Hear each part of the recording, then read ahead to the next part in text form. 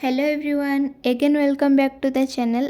पुणी गोटे ब्लॉग को आपण मानक स्वागत करुच्ची। कालीर ब्लॉग रे आपण मानक कही कि आम रेस्क्यू रे बाहरी पड़चु। रेस्क्यू वीडियोटा को मुझे गोटे ब्लॉग रे आनिबी।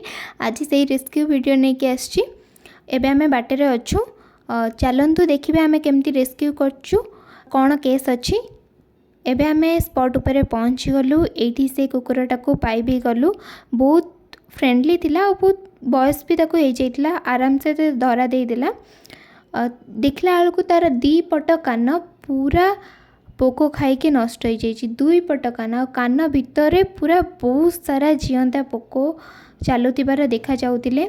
देखि पारथिबे ता कान पूरा पोकोरे भर्ती हो जाइए। केते कष्ट पाउछे एई वृद्ध बयस रे। ताको आमे इमिडिएटली शेल्टर शिफ्ट करिवार व्यवस्था करथिलु। एबे आमे शेल्टर रे आसी पहुंच जाइछु। बहुत ही कंडीशन तार सिवियर अच्छी। देखि पारथिबे शेल्टर आसला परे ताको इनिशियल ट्रीटमेंट जहाँ दरकार सबू ताको प्रोवाइड करा जाइतिला। ता देह सारा बहुत टिंक भी हो जाइतिला। सेतिपय भी तार ट्रीटमेंट हो जाइछि।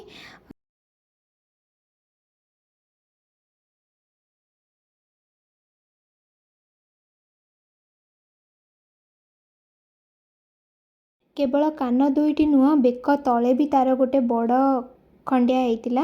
मैगोडोनटी देखा को मिलता। दयाकोरी तापाई प्रार्थना करंतु से किपरि जल्दी भल हो आउ तार ट्रीटमेंट पाई हमको साहाय्य सहयोग करंतु। से आपण मानकर साहाय्य आवश्यक करे। आपण मानक प्रेयर ताको स्ट्रेंथ सब जल्दी जल्दी रिकवर करबा पाई की। एबे तार ट्रीटमेंट सर जाइछि। ट्रीटमेंट सरिया परे आमे ताको खाया को देइथिलु खीर। से आराम से खाई भी थिला।